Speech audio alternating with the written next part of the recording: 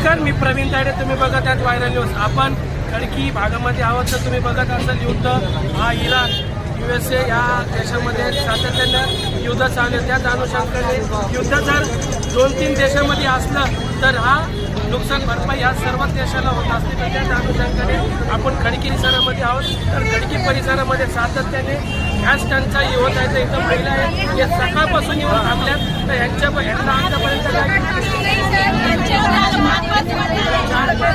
की यांना गॅस 4 दिवस झालेले आम्हाला गॅस भेटलेला नाही.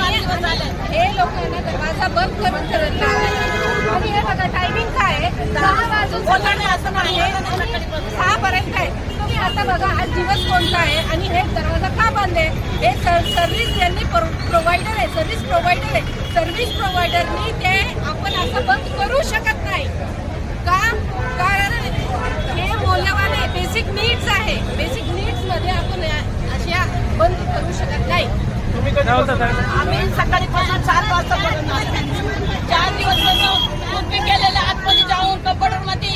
परत आम्हाला पावती नाही दिले, आमचं नाम बी लिहिले, आमच्या वोटिंग लिहून दुसऱ्याला विकायला लागलो.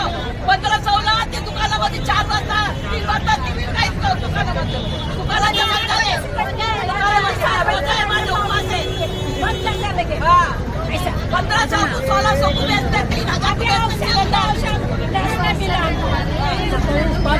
लोक सगळे लाईनीला इथं उभी आहेत काय.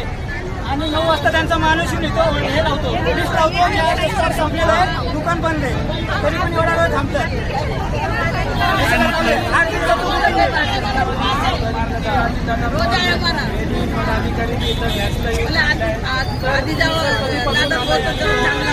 गॅसची टंचाई होती.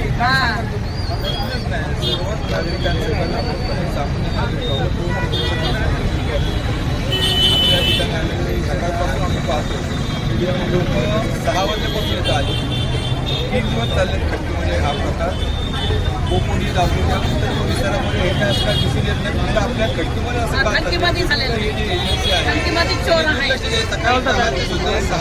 15-16 आम्हाला नाही देतो सिलेंडर, गॅस सिलेंडर. गॅस रोजा आहे, हमारा उपवास है, हमारा रोजा है. 3 दिन से आ रहे. आता उपवासाचे दिवस आहे, मुस्लिमचा रमजानचा महिना आहे, त्यामध्ये आज शुक्रवार आहे. एवढी वाढत चालली. व्यवस्थित तुम्ही लोकांना सर्व्हिस प्रोव्हाइड केली तर मला वाटतं ही गर्दी कमी होईल आणि सर्वांना आपला जो गॅस आहे जीवनाशा नसतो असल्यामुळं विशेषतः महिला वर्ग जास्त त्रस्त आहे. त्यांना याच्यातून सुटका मिळेल केव्हा ही एजन्सीचं दुकानच बंद करून गेल्यानंतर हे काय स्वतःच्या घरातून दुकान आहे.